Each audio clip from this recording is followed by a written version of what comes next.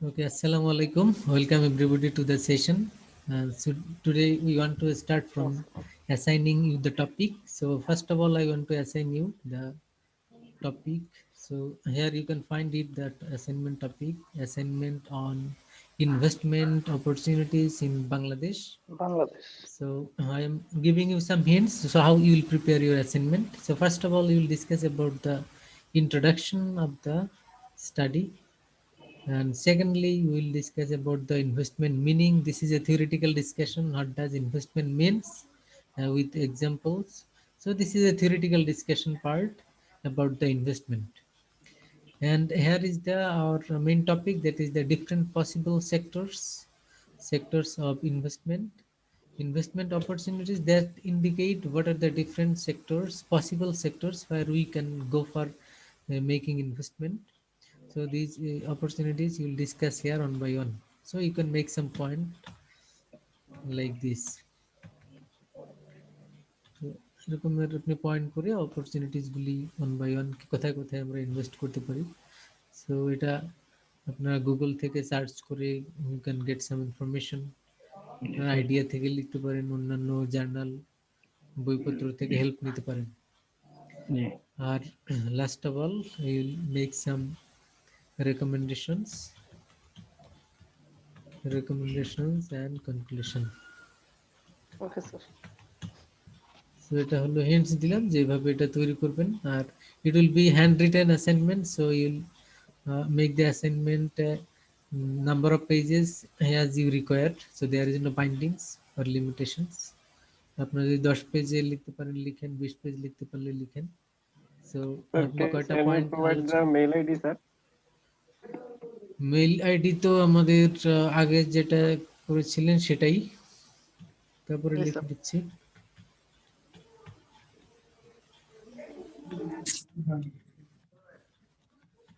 R before sending the mail subject লাইনটা লিখবেন, মেইলের সাবজেক্টটা লিখবেন। প্রথমে লিখবেন কোর্স কোড, তারপরে লিখবেন ফাইনাল এক্সাম, তারপরে লিখবেন আপনার আইডি। সবাই সাবজেক্টে এইভাবে লিখবেন, ওকে স্যার। তাহলে আমার সবারটা একসাথে খুঁজে পেতে সুবিধা হবে, নাহলে অনেক সময় খুঁজে পাওয়া যায় না, অনেক মেইল আসে তো। তো সবাই এইভাবে লিখবেন, পিন 511 ফাইনাল এক্সাম, ফাইনাল এবং এক্সাম আপনার আইডি। আইডিটা এখানে লিখবেন। Okay sir. এটা মেইলের সাবজেক্টের মধ্যে লিখবেন এটি। ঠিক আছে sir. Before sending your mail, you write down the subject like this. তো সালাম এখানে আলাইকুম স্যার। ওয়ালাইকুম আসসালাম। তো এখানে আমরা এইভাবে লিখব, আর অপরচুনিটিগুলি এখানে ডিসকাস করব, মূলত কোথায় কোথায় আমরা ইনভেস্ট করতে পারি সেগুলি।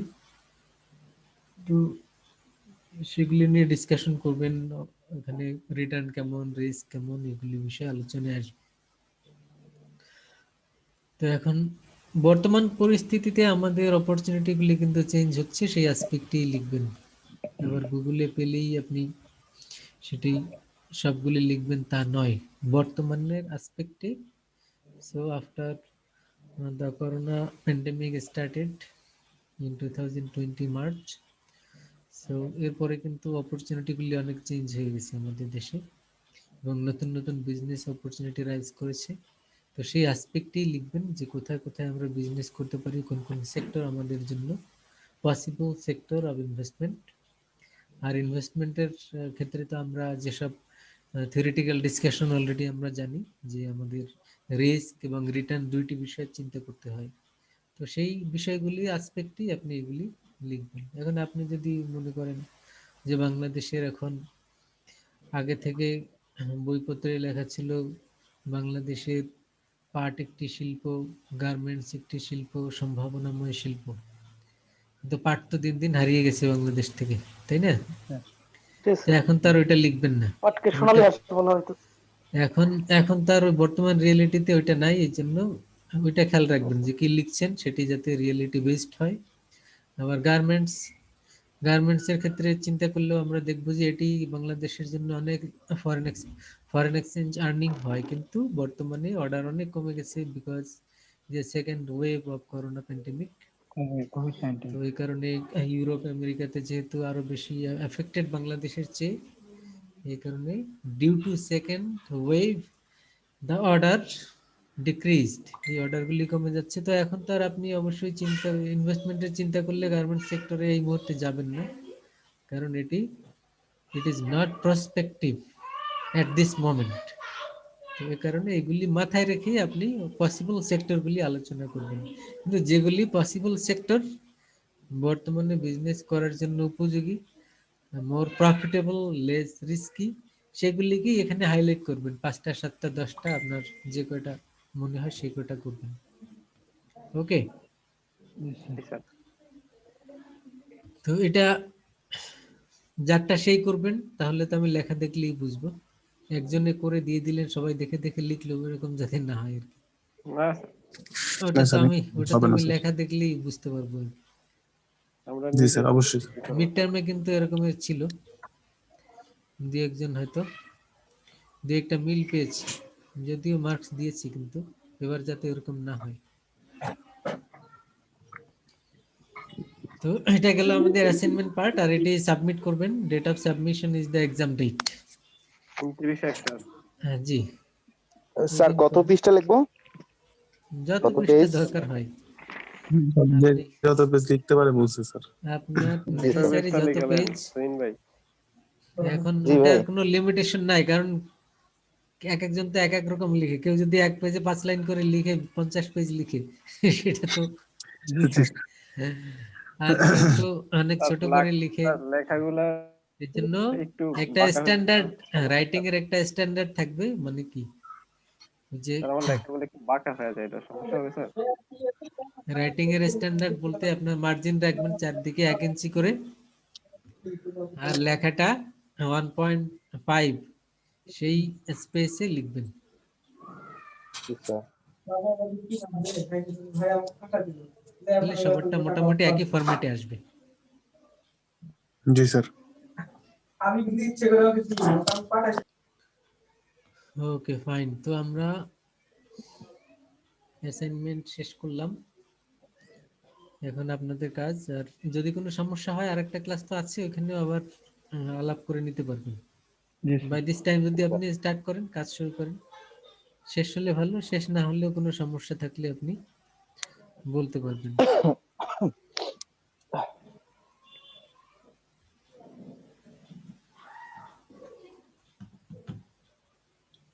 You got the point? G sir. Yes, sir.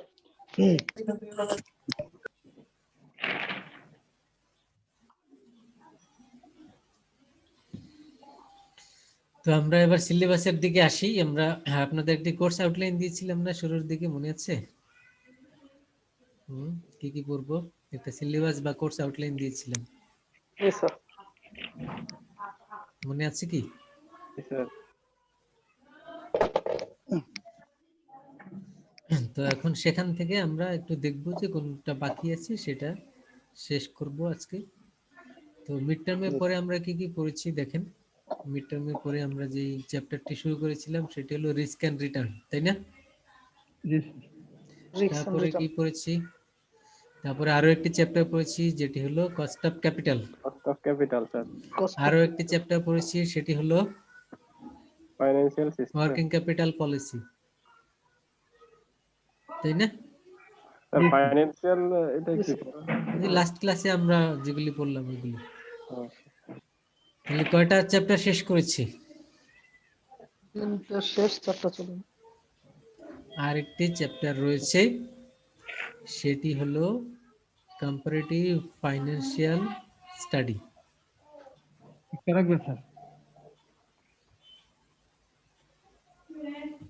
Comparative, এটা বইয়ে নাই, আমরা যতটুকু পড়বো সেটাই সিলেবাস হিসেবে থাকবে।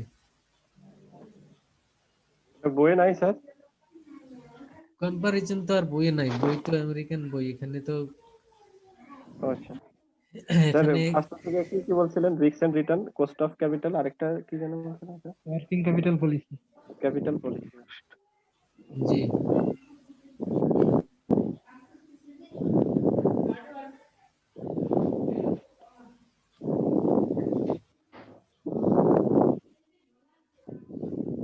চ্যাপ্টারগুলি নাম্বার হলো বই থেকে লিখে নেন।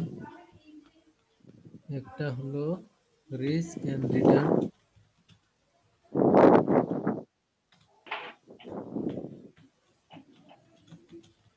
কস্ট অফ ক্যাপিটাল, তারপরে হলো working capital policy.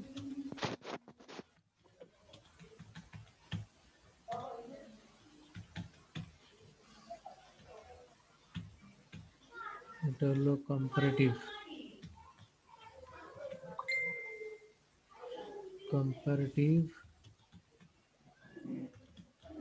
Financial management. Comparative financial management বলতে এখানে আমরা মূলত বর্তমান সিস্টেম এবং এর সাথে ইসলামের কম্পারিজন করব। জি স্যার। এটা আজকে বাকি, এটা একটু আলাপ করে নেই, তারপরে তো এগুলি বইয়ের চ্যাপ্টার নাম্বারগুলি এখানে লিখে নেন বই দেখে।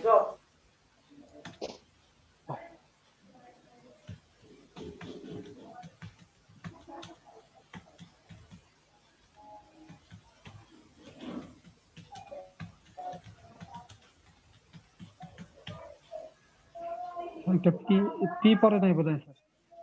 স্যার পি পড়া নেই সম্ভবত। Capitalistic economy versus Islamic economy, আমরা Islamic মূলত economy. এই অ্যাসপেক্টে আলাপ শুরু করব। So the economic system we are following in our country, and not only in our country, all over the world. So this is the capitalistic economic system, and under this capitalistic economic system, so all the financial institutions are running their business. So in case of Bangladesh, we are also following that, though most of the people in our country are Muslim, but the system we are following, that is capitalistic. এটি আপনারা সবাই জানেন, আমরা মুসলিম প্রধান দেশ, এখানে বেশিরভাগ মানুষই মুসলিম, কিন্তু the system we are following, this is not according to Islam. আর ইসলামিক সিস্টেমের তো বিভিন্ন অ্যাসপেক্ট আছে, জি স্যার। সেই অ্যাসপেক্টের মধ্যে এখানে আমাদের ফোকাস পয়েন্ট হলো economic system, business and economics. Economic system, ইসলামী অর্থনৈতিক ব্যবস্থা। বিজনেস এন্ড ইকোনমিক্স, এটি পৃথিবীতে বিভিন্ন আদর্শ বা আইডিওলজি বা দিন রয়েছে, এবং সেগুলি থেকে বিভিন্ন ধরনের ইকোনমিক সিস্টেম ড্রাইভ হয়েছে। পৃথিবীতে মূলত 3 ধরনের আইডিওলজি, আদর্শ বা দিন বা জীবন ব্যবস্থা রয়েছে। এই 3 ধরনের কি কি? একটি হলো ক্যাপিটালিস্টিক বা ক্যাপিটালিজম, আরেকটি হলো ইসলাম, আরেকটি হলো সোশ্যালিজম। এই 3টি হলো পৃথিবীতে আদর্শ বর্তমানে বা আগে থেকে। এখন প্রশ্ন হলো, এই 3 ধরনের আদর্শ কেন 4 ধরনের 5 ধরনের হলো না, বা ভবিষ্যতে আরো হবে কিনা, এটি একটি প্রশ্ন, তাই না? জি স্যার। তো এই 3 ধরনের বেশি হওয়ার সুযোগ নাই কেন? কারণ এই আদর্শগুলির একটা বেসিস থাকে, একটা বিশ্বাস থাকে, একটা ভিত্তি থাকে, এবং বিশ্বাসের ভিত্তি 3 ধরনের বাইরে হওয়া পসিবল না। আসসালামু আলাইকুম। ওয়ালাইকুম আসসালাম।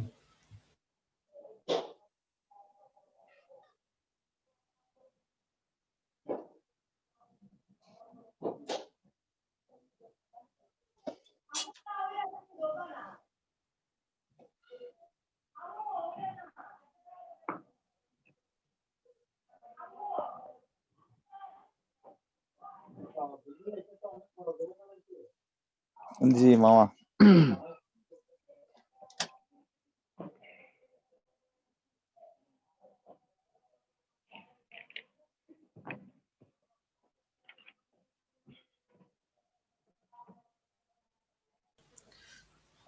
একটু ফোন আসছিল, তো যাই হোক, আমরা যেটা বলছিলাম, তো 3 ধরনের কেন?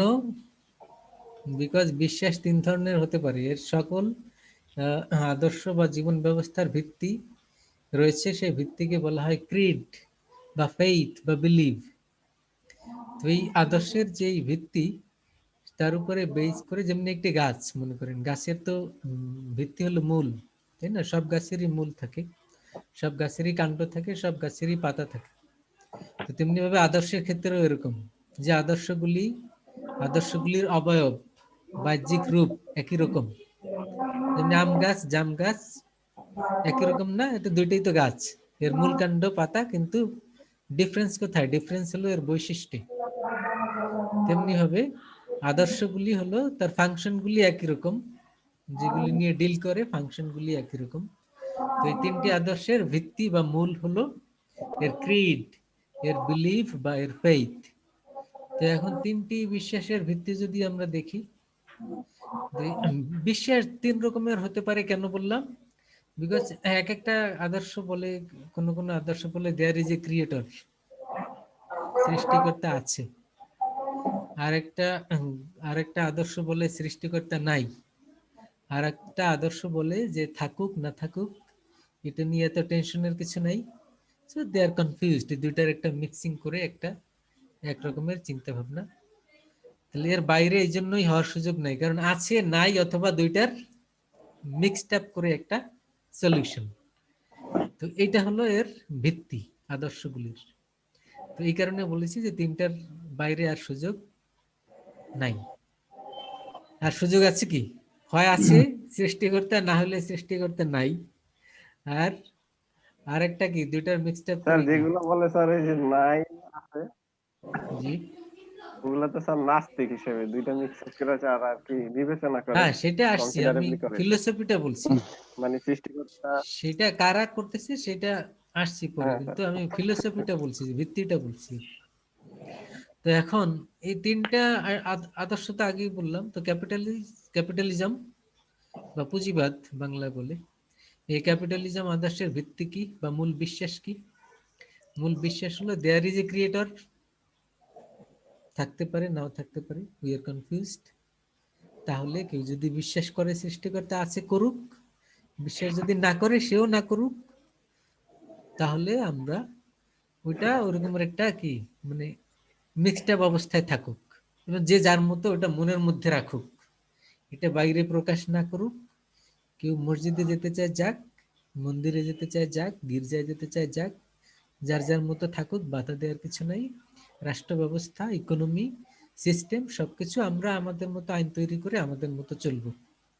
তার মানে বিশ্বাস এবং অ্যাক্টিভিটিস এর মধ্যে একরকমের কম্প্রোমাইজ করে একটা সলিউশন বের করা হয়েছে, যেটাকে বলা হয় secularism. You got the point? তাহলে সেকুলারিজমটা কি? অনেকে আমরা এটা বুঝি না যে সেকুলারিজম আর পুঁজিবাদের সম্পর্ক কি। সেকুলারিজম এবং পুঁজিবাদের সম্পর্ক হলো, সেকুলারিজম ইজ দ্য ক্রিড, এটা হলো আকিদা, এরা আরবিতে বলে, ইংলিশে বললে ক্রিড, আর বাংলায় বললে বিশ্বাস। এটা কিসের বিশ্বাস? এটা হলো ক্যাপিটালিজমের আকিদা। You got the point? Capitalism কিন্তু একটি আদর্শ, এর বিশ্বাস কি? বিশ্বাস হলো সেকুলারিজম। এবারে আসি তাহলে সোশ্যালিজমের বিশ্বাস কি? সোশ্যালিজম আরেকটা আদর্শ, আরেকটা জীবন ব্যবস্থা। তার বিশ্বাস হলো দেয়ার ইজ নো ক্রিয়েটর, সৃষ্টিকর্তা বলতে কিছু নাই। এটা হলো এর ভিত্তি, এর আকিদা, এর ক্রিড। এবং যেহেতু কিছু নাই, তার মানে বাকি এর উপরে বেস করে বাকি সবকিছু। আর ইসলামিক ভিত্তি আকিদা, সেটাতে আমরা জানি there is a creator, he created everything, he gave us law how to lead our life. তিনি সৃষ্টি করেছেন, তিনি জানেন আমাদের কিভাবে চলতে হবে, আমাদের ব্যক্তিগতভাবে কিভাবে চলতে হবে, ইকোনমি, সোসাইটি, তো সবকিছু, politics, everything will be controlled according to his rules. যেই রুলস গুলির কম্বিনেশন একসাথে বলা হয় শরিয়া। তো এটা হলো ইসলামিক আকীদা। তাহলে তিনটাকে আমরা আলাদা করলাম, তিনটা আইডিওলজি। এখন এই তিনটা আইডিওলজির মধ্যে সবকিছু আছে। তার মানে কোনো একটা আইডিওলজি যদি আমরা ফলো করি, ওই আইডিওলজির মধ্যে আদর্শ, মানে ওর মধ্যে বিশ্বাস আছে, ওর মধ্যে সোশ্যাল সিস্টেম আছে, ওর মধ্যে ইকোনমিক সিস্টেম আছে, ওর মধ্যে ফরেন পলিসি আছে, ওর মধ্যে অ্যাডমিনিস্ট্রেটিভ সিস্টেম আছে, ওর মধ্যে এডুকেশন পলিসি আছে, ওর মধ্যে economic system, judiciary, everything is there. You got the point? তাহলে আমাদের দেশে তিনটা সিস্টেমের মধ্যে কোনটাকে আমরা বেছে নিয়েছি? আমরা বলতে রাষ্ট্র বেছে নিয়েছে, সেটি হলো ক্যাপিটালিজম। তাহলে এখন আমাদের দেশের ক্যাপিটালিজমের বিশ্বাস কি? এবার আসেন, ক্যাপিটালিজমের বিশ্বাস কি, আকীদা কি বলেন? সেকুলারিজম, আগেই তো বলেছি। ক্যাপিটালিজম এর বিশ্বাস হলো সেকুলারিজম। সেকুলারিজম কি?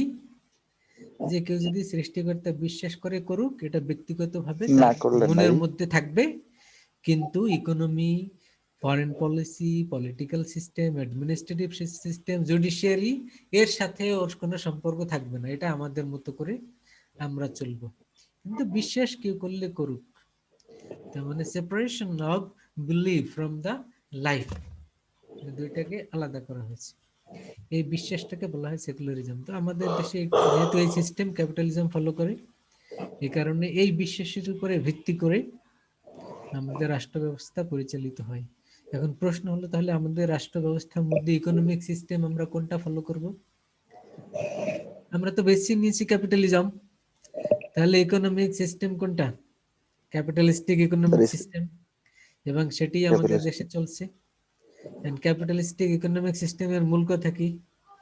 মূল কথা হলো everything will be private property, ownership will be private, and there will be no public property, and market is the ultimate, market mechanism will determine everything, and survival of the fittest. এগুলি হলো মূল কথাগুলি আমি বললাম capitalistic ইকোনমির মূল কথা। কি কি? ওনারশিপ হবে সবই প্রাইভেট, পাবলিক কোনো ওনারশিপ থাকবে না।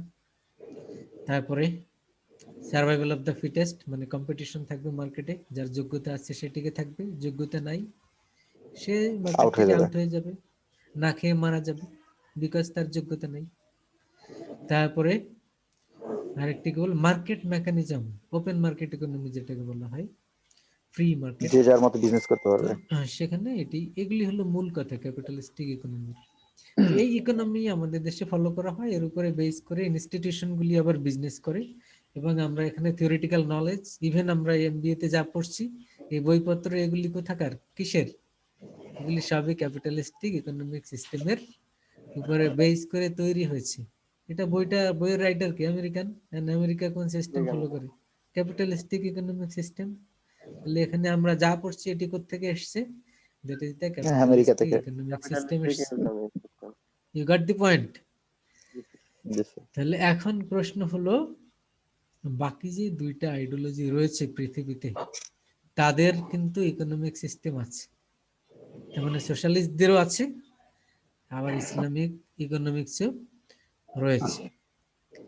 এখন প্রশ্ন হলো এখানে, যেই দেশ ক্যাপিটালিজমকে আদর্শ হিসেবে বেছে নিয়েছে, সেই দেশে ইসলামিক অর্থনীতি কতটা applicable? You got the point? মানে যেখানে আমরা মানে এমন একটি মাঠ তৈরি করেছি যেখানে আমরা ক্রিকেট খেলবো, সেখানে কতটা ফুটবল খেলার জন্য উপযোগী? প্রশ্নটা এরকম। You got the point? আমরা একটা মাঠ তৈরি করেছি, গ্যালারি তৈরি করেছি, যেখানে সবাই ক্রিকেট খেলবে, প্লেয়াররা খেলবে এবং দর্শকরা দেখবে। সেখানে পিচ আছে, সেখানে স্ট্যান্ড আছে, সবকিছু সেট করা আছে। এখন প্রশ্ন হলো, এখানে ফুটবল খেলার জন্য কতটা উপযোগী? এই কোশ্চেনের আনসার কি বলেন? স্যার এইভাবে স্যার কোশ্চেন অ্যান্সার কিভাবে স্যার? কোশ্চেনের আনসার সহজ, যে মাঠটাকে একটু চেঞ্জ করে দুই পাশে বার পোস্ট বসাতে হবে, বার পোস্ট বসাতে হবে, পিচগুলি তুলে ফেলতে হবে, ওখানে ঘাস লাগাতে হবে, এবং তখনই আবার ফুটবল খেলা যাবে। স্যার মাঠটাকেই পরিবর্তন করে ফেলতে হবে। হ্যাঁ, মানে মাঠের পুরো সেটআপটা চেঞ্জ করতে হবে। সেটআপটা চেঞ্জ করে ফেলতে হবে। এখন কেউ যদি বলে সেটআপটা চেঞ্জ করা তো ডিফিকাল্ট, তাহলে করণীয় কি? কেউ হয়তো বুদ্ধি দিতে পারে, এগুলি সবই থাকুক, একটা বার পোস্ট বসাও না, কষ্ট করে এর মধ্যে খেলার চেষ্টা করো। তো এখন আমাদের দেশে ইসলামী ইকোনমিক্স এর প্র্যাকটিসটা হলো এরকম, যে এভরিথিং ইজ ক্যাপিটালিস্টিক, এর মধ্যে আমরা কিছু ইসলামিক প্র্যাকটিস করে যাচ্ছি। সেটা কি? সেটা যে ব্যাংকিং, তারপরে তাকাফুল বা ইসলামিক ইন্স্যুরেন্স, তেমন ইসলামিক যেসব financial institution they are working, তার মানে ফিল্ড হলো একরকম, এর মধ্যে প্রচেষ্টা আরেক রকম। আর একরকম। এটা করতে গিয়ে এই জন্য বিভিন্ন ধরনের বিপদের মধ্যে পড়তেছে তারা, যে ইন্টারেস্ট ঢুকে যাচ্ছে, ইন্টারেস্টকে আবার বাদ দেওয়ার জন্য আবার নষ্ট অ্যাকাউন্ট, এইসব বিভিন্ন ঝামেলার মধ্যে পড়তেছে। বাংলাদেশ ব্যাংকের সাথে ট্রানজাকশন করতেছে, কল মানি মার্কেটে যাবে কিনা এই নিয়ে সমস্যায় পড়তেছে, বন্ড ইস্যু করতে পারবে কিনা এর জন্য সমস্যায় পড়তেছে। তার মানে প্রতিটি পদক্ষেপে they are facing some problem because the field is different, capitalistic economic system.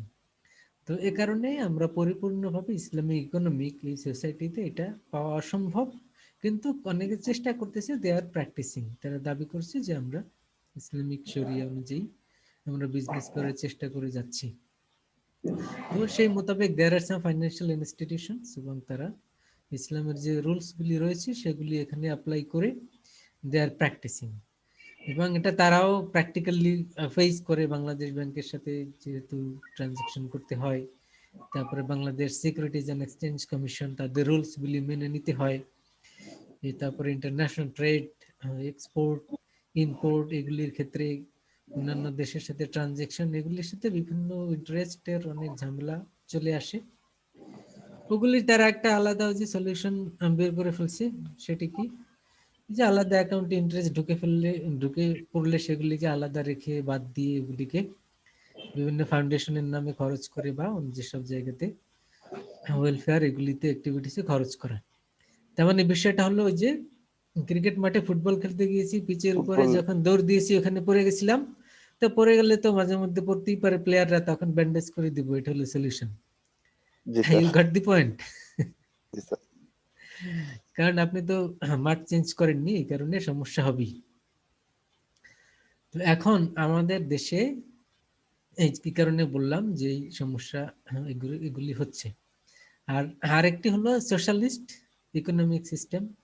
Socialist economic system এখানে কেউ প্র্যাকটিস করছে না, যেহেতু তারা কখনো রাষ্ট্র ব্যবস্থার মধ্যে ছিল না। এই কারণে তারা বিভিন্ন সময় দাবি করে আসছে, এবং বাংলাদেশ স্বাধীনতার পরে চেষ্টা করা হয়েছিল সোশ্যালিস্ট ইকোনমিকে ইন্ট্রোডিউস করার।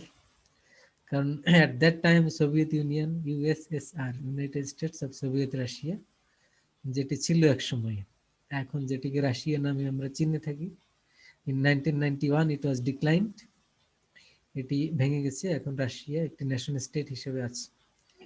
এবং পৃথিবীতে এখন চায়না, রাশিয়া, তারপরে নর্থ কোরিয়া, ভেনিজুয়েলা, এরকমের কিছু দেশ রয়েছে যারা partially they are following the socialist economic system, partially, not fully, so তারা ফলো করছে।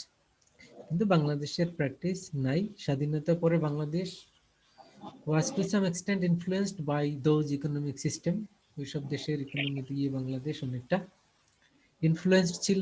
কিন্তু স্বাধীনতার পর রাশিয়া অনেক বাংলাদেশকে হেল্প করেছে, অনেক কম্বল পাঠিয়েছে, অনেক বইপত্র পাঠিয়েছে, এখানের অনেক লোককে ওইসব দেশে ফ্রি পিএইচডি করিয়েছে। বাংলাদেশের ওই সময় যারা পিএইচডি করা বাংলাদেশের প্রফেসর, অনেক সোভিয়েত রাশিয়াতে ফ্রি পিএইচডি করে এসেছেন।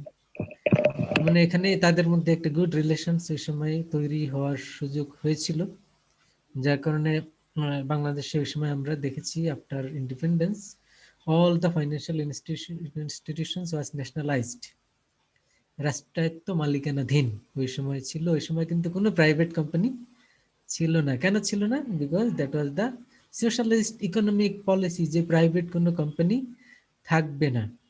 এর পরবর্তীতে আমরা দেখছি 80-র দশকে এসেই বাংলাদেশে শুধু প্রাইভেট কোম্পানিগুলি ইন্ট্রোডিউস হওয়া শুরু হয়। তার মানে রাশিয়ান ইনফ্লুয়েন্স যখন পৃথিবী থেকে লোপ পাওয়া শুরু হয়, এবং বর্তমানে তো আমরা দেখি যে প্রাইভেটাইজেশন এমন একটা পর্যায়ে চলে এসছে যেখানে যে সবকিছুই এখন প্রাইভেট, এবং গভর্নমেন্ট যেগুলি রাষ্ট্রায়ত্ত আছে সেগুলিকেও প্রাইভেট করার জন্য they are trying heart and soul. এবং world bank, IMF, international financial institution, তারাও গভর্নমেন্টকে বিভিন্ন সময় প্রেশারাইজ করে যে যেগুলি আছে এগুলিকেও প্রাইভেটাইজ করে দাও। যেগুলি আছে এগুলির মধ্যে কি, যেমন রেলওয়ে আছে, তারপরে এয়ারলাইন আছে, তারপরে এই যে ওয়াসা, তারপরে কয়েকটা ব্যাংক, এই যেগুলি রয়েছে আর কি, তারপরে পাবলিক ইউনিভার্সিটিস, এগুলিকেও তারা প্রাইভেট করার জন্য they R influencing the government. তো এখন এটি কেন? বিকজ দ্য ক্যাপিটালিস্টিক ইকোনমির মধ্যে সবকিছুই প্রাইভেট থাকবে, এটাই হলো তাদের নেচার। তো কারণ এখানে পাবলিক থাকলে গভর্নমেন্টকে সাবসিডি দিতে হয়, সো এটি হলো তাদের নীতি বিরুদ্ধ। তো this is the basic difference in capitalistic economic system, Islamic and socialist. আমরা একেবারে সংক্ষিপ্ত ভাবে জাস্ট কম্পারিজন করলাম, এগুলি তো অনেক ডিটেইল বিস্তারিত আলোচনা, এটা তো মাসের পর মাস আলোচনা করলে হলো ইকোনমিক্স শেখা যায় আর কি। এটা তো শেষ করতে হবে স্যার ইকোনমিক্স। জি, তো আমরা আমরা জাস্ট এক কথা একটু কম্পারিজনটা করলাম যাতে বুঝতে পারা যায়। তো এটি হলো তিনটা sir comparison 100% socialistic company economy follow করে এমন কোন কান্ট্রি আছে স্যার? না, এখন এরকমের কোথাও, এটা ইসলামিক কান্ট্রিও নাই আর সোশ্যালিস্ট কান্ট্রিও নাই, but many rules are followed by different countries, যেগুলির নাম বললাম যেসব ফলো কান্ট্রি, করে স্যার তারা 100% অনেক কি ফলো অনেক করে? রুলস ফলো করে। কিন্তু ইসলামিক রুলস শরিয়া ফলো করে এরকমও কোনো কান্ট্রি পৃথিবীতে নাই। সবাই কিছু মিক্সড রুল। বাংলাদেশ তো মুসলিম কান্ট্রি, তাই না? মিশ্র অর্থনীতি স্যার, মিশ্র অর্থনীতি। বাংলাদেশ ইসলাম মুসলিম কান্ট্রি না, তো বাংলাদেশের জি স্যার, রুলস গুলি কি? সব মুসলিম মেইনটেইন করে না তো স্যার? রুলস গুলি না স্যার, কোত্থেকে মিশ্র। এসছে? আগেই তো বললাম যে ক্যাপিটালিস্টিক আদর্শের মধ্যে কি আছে, এটা জুডিশিয়ারি আছে, মানে এর আইন কানুন রুলস। এখন সেইগুলি সোর্স কি, রুলস কিভাবে হবে? ক্যাপিটালিজমের সলিউশন হলো যে মানুষই হলো আইন প্রণেতা। তাহলে মানুষ আইন তৈরি করবে, এই জন্য বাংলাদেশে কোন রুলটা ফলো করা হয়? ব্রিটিশ রুল ফলো করা হয়, সিম্পল।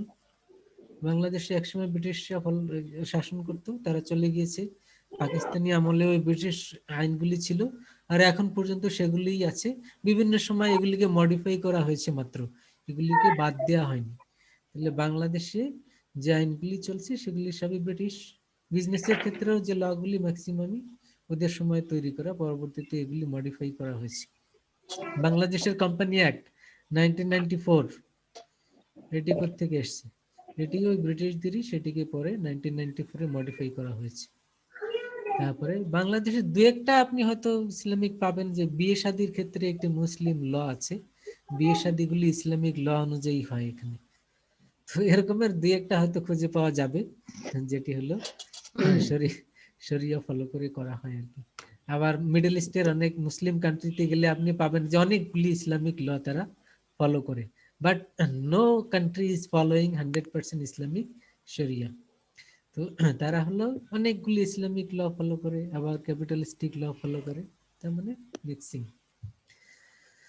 তো দিস ইজ দ্য রিয়েলিটি। তেমনি ভাবে যেসব কান্ট্রি সোশ্যালিস্ট ইকোনমি ফলো করে, সোশ্যালিস্ট ইকোনমির সাথে সাথে তারা আবার ক্যাপিটালিস্টিক রুলস ক্যাপিটালিস্টিক। ফলো করে, তো তারা ওইভাবে চলছে। তো এটা হলো বর্তমান রিয়েলিটি, আমাদের দেশও তাই।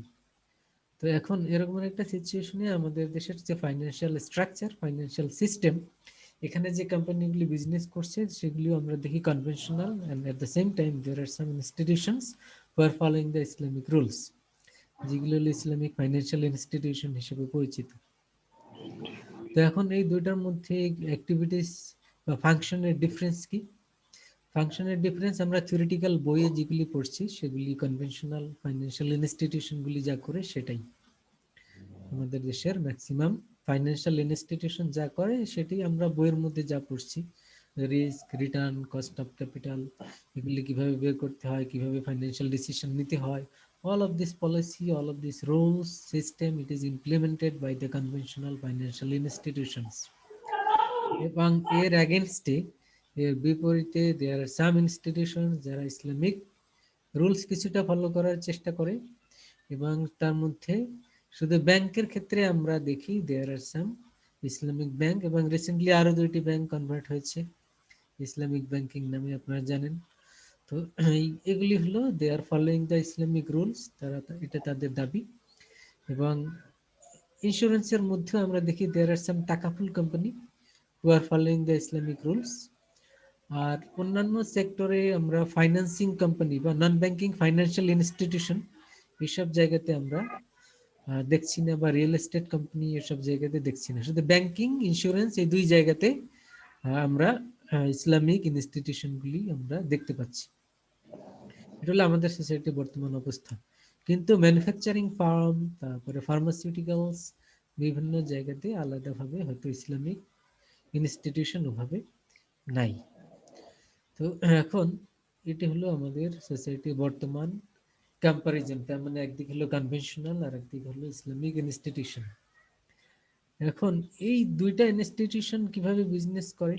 ট্র্যাডিশনালরা তো traditional interest based, they are making their business. আর যারা মানে কনভেনশনাল, আর যারা ইসলামিক রুলস ফলো করে তারা তো interest based. Interest is prohibited in Islam. এই কারণে তাদের অ্যাকশন বা অ্যাক্টিভিটিস এর মধ্যে ডিফারেন্স রয়েছে। সেটি কিরকম? সেটি হলো যে ব্যাংকের কম্পারিজন যদি আমরা করি, যেগুলি আছে প্র্যাকটিস সেগুলি আমরা দেখব। ব্যাংকের একটা কম্পারিজন দেখব আর ইন্স্যুরেন্সের একটা কম্পারিজন দেখব। তো ব্যাংকের ক্ষেত্রে কনভেনশনাল ব্যাংকিং গুলি কি করে? ব্যাংকের যে main function deposit collection and providing loan, এটি হলো ব্যাংকের মেইন ফাংশন। যে তারা কি করে? ক্লায়েন্টদের কাছ থেকে ডিপোজিট কালেক্ট করে এবং সেটি আবার লোকজনকে লোন দিয়ে থাকে। এর মাধ্যমে তাদের একটি স্প্রেড বলে, স্প্রেড মানে এর দুইটার মধ্যে যে ডিফারেন্স, মানে ব্যাংকের গেইন যেটা, এটাকে বলে স্প্রেড। মনে রাখবেন স্প্রেড কি? লোন দিয়েছেন 9%, ঠিক আছে? তাহলে আপনার আয় হলো কত? 9%। আর আপনি নিয়েছেন 6%, তাহলে ডিফারেন্স লাভ কত হলো? 3%. 3%। এটাকে বলে স্প্রেড ব্যাংকের ক্ষেত্রে। এই স্প্রেড ইনকাম ইজ দা একটা ব্যাংকের ক্ষেত্রে মূল সোর্স অফ আর্নিং। তো রেগুলার অপারেশনাল ইনকাম যেগুলি ব্যাংকের অপারেশনাল ইনকাম হলো ব্যাংকিং অ্যাক্টিভিটিস থেকে, তার মানে লোন দিয়ে যে আর্নিং গুলি হয়। এর বাইরে ইনকাম গুলি খুবই কম। যেমনি নন ব্যাংকিং ইনকামও আছে, বিভিন্ন সার্ভিস তারা দেয়। মনে করেন এই যে বিভিন্ন বিল কালেক্ট করে, তারপরে আপনার এই যে ব্যাংক ড্রাফট করে, এরকমের বিভিন্ন সার্ভিস তারা দিয়ে থাকে। ওগুলি হলো নন অপারেশনাল ইনকাম, মানে ব্যাংকের বাইরে যে ইনকাম গুলি, অ্যাক্টিভিটিস এর বাইরে। তো এই সবগুলি মিলে ব্যাংকের ইনকাম। তো সেটি যদি আমরা ধরি টোটাল ইনকাম 9%। এখন ব্যাংকের সোর্স অফ কালেকশন, এই ফান্ড থেকে পেলো, সেটি হলো কাস্টমারদের ডিপোজিট ম্যাক্সিমাম। দেন কাস্টমারদের ডিপোজিট করেছে, তাদেরকে তো আবার ইন্টারেস্ট দিতে হচ্ছে। সেটি কত পার্সেন্ট? আমরা ধরলাম অন অ্যান এভারেজ 6%। তাহলে ওদিকে পাচ্ছে সে 9%, এদিকে দিচ্ছে সে 6%। তাহলে ব্যাংকের লাভ কত হলো? 3%। This is called spread. এটি হলো ব্যাংকের ক্ষেত্রে আর্নিং। এটি কনভেনশনাল ব্যাংকিং এর ক্ষেত্রে আমরা এক্সাম্পল দিলাম। আর ইসলামিক ব্যাংকিং এর ক্ষেত্রে সে যেহেতু লোন দিতে পারে না, কারণ লোন দিলেই তো কি হয়? ইন্টারেস্ট হয়। ইন্টারেস্ট নিতে হয়। তাহলে ইন্টারেস্ট নেওয়া যাবে না। তাহলে করণীয় কি? করণীয় হলো ইসলামিক ইকোনমিক্স এর মধ্যে ইনভেস্টমেন্টের কিছু মেকানিজম রয়েছে, যে ইন্টারেস্ট কে বাদ দিয়ে বা এটার বাইরে গিয়ে আমরা কিভাবে বিজনেস করতে পারি। তো সেই মেকানিজম গুলি তারা ফলো করে। যেমনি মুদারাবার নাম শুনেছেন, মুশারাকার মুদারাবা, নাম শুনেছেন, মুশতারাক। বাই মুয়াজ্জাল, বাই সালাম, ইস্তিসনা, এরকম বিভিন্ন মেকানিজম রয়েছে। যারা ব্যাংকিং এ আছেন তারা হয়তো জেনে থাকবেন। তো এখন বিষয়টি কি? বিষয়টি হলো লোন দিবে না। এখন আপনি লোন নিতে চাচ্ছেন কেন? ব্যাংক জিজ্ঞেস করবে হয়তো যে আপনি 10 লাখ টাকা নিবেন কেন? আপনি বললেন আমার বিজনেসের জন্য কি কিনবো? র মেটেরিয়ালস কিনবো। তো সে বললো যে টাকাটা তো দিতে পারছি না, বিকজ আমরা তো লোন দেই না। আপনার র মেটেরিয়ালসটা কিনে দিই, 10 লাখ টাকার। আপনি কোথেকে কিনবেন? দোকানের অ্যাড্রেস দেন, আমরা ওখান থেকে কিনে দিই, অথবা আপনি কিনে ভাউচার নিয়ে আসেন, আমরা পেমেন্ট করে দিই। তো এখন এইভাবে দিলে কি হবে? দিলে সে আপনার সাথে একটা এগ্রিমেন্টে আসবে, পার্টনারশিপ ডিল, যে আপনার 10 লাখ টাকা আপনার বিজনেসে সে ইনভেস্ট করলো এবং আপনি এবং ব্যাংক দুইজন হলেন কি? পার্টনার। তাহলে এই বিজনেসে ইনকাম কত হবে? তো এখন সেটি একটা এস্টিমেট করা হয় যে 9-10% বা 11% 12% প্রফিট হতে পারে। তো আবার সেটা লস হইতে পারে। হিস্ট্রিক্যাল ডেটা থেকে একটা এস্টিমেট করা হয়, আবার লসও হতে পারে। তো এই জন্য ধরে নেওয়া হয় লাভ হলে আমরা কি করব? 50-50 শেয়ার করব। তো সেই 50-50 আপনিও 50% নেবেন, আমাকেও 50% দিবেন, লাভ যা হয়। আর লোকসান হলে ইসলামের নিয়ম হলো যে ক্যাপিটাল দেয় তার লস, আর যে বিজনেস করে তার তো labour loss. You got the point? আপনি একজনকে 1 লাখ টাকা দিয়েছেন বিজনেস করার জন্য, তাহলে দুইজনের একটা পার্টনারশিপ হলো। এখন এই বিজনেসে তার লেবার আর আপনার হলো ক্যাপিটাল। তো এখন এটা বিজনেসে লস হলো, লস হলো ওই যে বিজনেসটা করলো, লেবার দিল, সে তো আর আপনাকে টাকা ফেরত দিতে পারবে না, কারণ লস হয়েছে। তার চেষ্টা থাকার পরেও, অনেস্টি থাকার পরেও লস হয়েছে। এখন কি হবে, লসটা আপনার, যেহেতু আপনি ক্যাপিটাল দিয়েছেন, আর ওর লস তো ওর লেবার লস। এটা হলো নিয়ম। তার মানে লস শেয়ারিং এর ক্ষেত্রে কোনো রেশিও নাই, কোনো এগ্রিমেন্ট হয় না। সেক্ষেত্রে হলো ক্যাপিটাল কতটুকু দিয়েছেন, ফুল ক্যাপিটাল দিলে ফুল লস, আর যতটুকু ক্যাপিটাল দিয়েছেন, দুইজনে যদি আবার ক্যাপিটাল দেন, যে আপনি 50% ক্যাপিটাল দিয়েছেন, সেও 50% দিয়েছে, তখন আবার ক্যাপিটাল লস হলে আবার 50-50। তার মানে যার যতটুকু ক্যাপিটাল সেই অনুযায়ী, সেই রেশিওতে লস। আর প্রফিট হবে according to agreement. Profit ratio may be anything, এটা দুইজনের মধ্যে মিউচুয়াল এগ্রিমেন্টের বিষয়, যে দুইজন যদি এরকমের ডিসিশনে আসে যে আমরা 50-50 নিব, অথবা 60-40 নিব, 70-30 নিব, 80-20 নিব, what ever the ratio is, হতে পারে। তো এইভাবে ব্যাংক কি করলো, আপনাকে হয়তো লোন দিল, মানে ইনভেস্ট করলো আপনার সাথে, এবং এই ইনভেস্টমেন্টের মাধ্যমে একটা পার্টনারশিপ ফর্ম করলো, এবং এই পার্টনারশিপ বিজনেসের মাধ্যমে সে, তাহলে ইসলামিক ব্যাংকগুলি এ কারণে তারা লোন বলে না, তারা বলে ইনভেস্টমেন্ট। আর কনভেনশনাল ব্যাংকগুলি কি বলে, লোন। লোন। তো দিস ইজ দ্য ডিফারেন্স। তাহলে এখানে আমরা কম্পারেটিভ ফাইন্যান্সিয়াল ম্যানেজমেন্টের মধ্যে যে ইনভেস্টমেন্ট আর লোনস এর মধ্যে একটি কম্পারিজন করলাম। লোন হলো where money creates money, that is the loan. মানে টাকা দিয়ে টাকার বিজনেস, এটা হলো লোন। আর where there is business, business of money and generate profit, এটা হলো ইনভেস্টমেন্ট। টাকা দিয়ে বিজনেস করলাম, এখানে প্রফিট হবে অথবা লস হবে, এটা হলো ইনভেস্টমেন্ট। আর টাকা আপনাকে লোন দিলাম, আপনার লাভ হোক লোকসান হোক সেটি আমার দেখার বিষয় না, আমাকে ফিক্সড রেটে দিবেন, সেটি হলো ইন্টারেস্ট। তো this is the basic difference. তো এরকমের ডিফারেন্ট ডিফারেন্ট ফরমেশন রয়েছে। এখন আপনি বললেন আমি একটা কম্পিউটার কিনবো, এখন ব্যাংক কিভাবে লোন দিবে? আপনি তো কনজিউমার ক্রেডিট নামে একটি লোন রয়েছে কনভেনশনাল ব্যাংকিং এ, বিভিন্ন প্রোডাক্ট এগুলি ব্যাংক কি করে, কিনে দেয় বা সেল করে।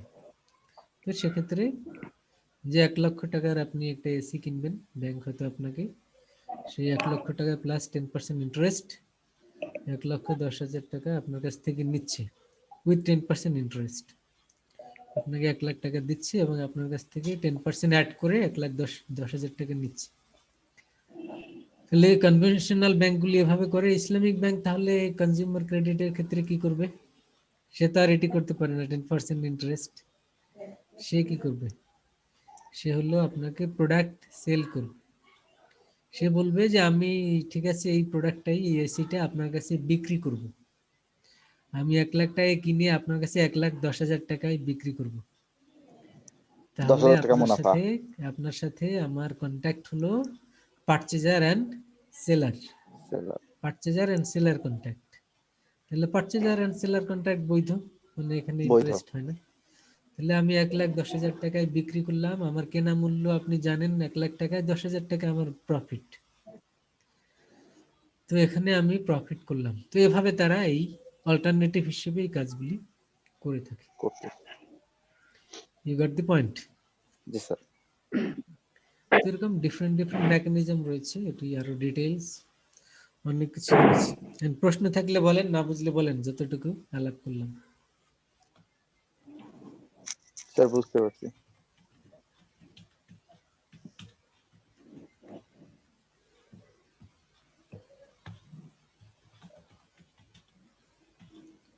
এবার আমরা একটু দেখি ইন্টারেস্ট ভার্সেস প্রফিট। দুটার মধ্যে difference. Interest is the cost of money. ইন্টারেস্টের ডেফিনেশন বললে interest is the cost of money. Money, মানে টাকা কিনতে যেই টাকা পেমেন্ট করা হয় সেটাকে বলে ইন্টারেস্ট। যেমনি ব্যাংকগুলি কি করে, bank is selling loan, loan sale করে। লোন সেল করা মানে কি, আপনাকে টাকা দিচ্ছে, বিনিময়ে কি নিচ্ছে, টাকা নিচ্ছে। তার মানে লোন সেল করতে আপনাকে কি পেমেন্ট করতে হয়, যা পেমেন্ট করতে হয় সেটাই interest. So this is called cost of money. You are purchasing loan. That means you are purchasing money. and whatever you are paying, that is the cost of money, so that is the interest. বুঝছেন? তাহলে interest কাকে বলে? Interest is the cost of money. Cost of money. আর profit কি? Cost of money, profit কি? Profit তো লাভ sir, profit যেটা আমার লাভ Benefit হবে of sir. capital. Business money generated from business of money, এটি হলো প্রফিট। মানি দিয়ে বিজনেস করে যেটি জেনারেট হয়, যেটি আসে, পজিটিভ হলে প্রফিট, নেগেটিভ হলে লস। Loss. তাহলে আমরা শুধু প্রফিট বললাম কেন? কারণ প্রফিট পজিটিভ হতে পারে, নেগেটিভ হতে পারে। নেগেটিভ হলে ওটাকেই লস বলে, কিন্তু it is also profit, negative profit. You got the point? Yes, sir. তার মানে টাকা দিয়ে বিজনেস করলাম, এখন এখান থেকে কি পেলাম? যা Benefit. পেলাম সেটি পজিটিভ হলে প্রফিট, নেগেটিভ হলে Negative হলে loss. লস। এক কথায় প্রফিট। তাহলে money generates money through business, that is the money generate profit. Money profit. তাহলে ডিফারেন্সটা বুঝছেন? জি স্যার। আচ্ছা।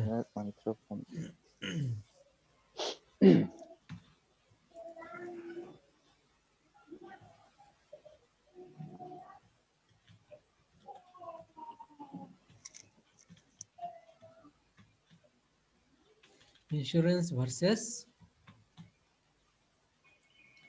তাকাফুল। তাকাফুল নাম শুনছেন? স্যার আরবি শব্দ। আচ্ছা আপনার থেকে শুনলাম। বিভিন্ন কোম্পানির নাম দেখবেন যে আছে, ইন্স্যুরেন্স কোম্পানির নাম তাকাফুল।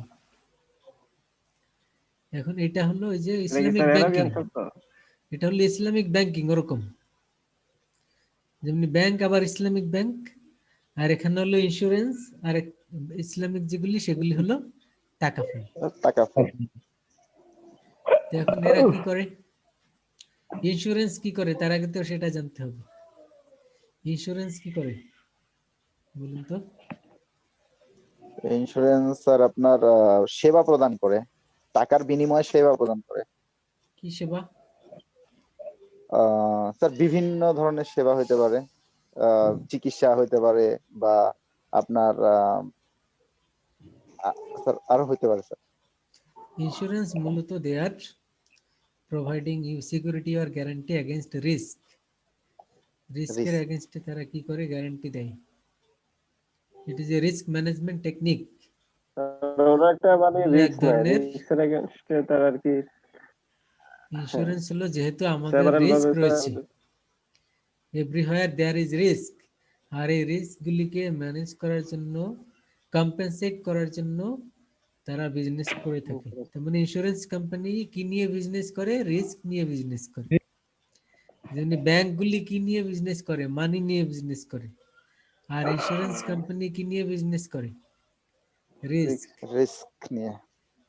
এখন এই রিস্ক কি কি risk? Risk may be related to life, risk may be related to property, health or anything. সব জায়গায় তো রিস্ক রয়েছে, রিস্ক বডি নাই পার্টস। কোথায়? মানে রিস্ক কোথায় আছে এই কোশ্চেন না করে যে রিস্ক নাই কোথায়, তাই না? স্যার সব জায়গায় আছে। Risk is everywhere.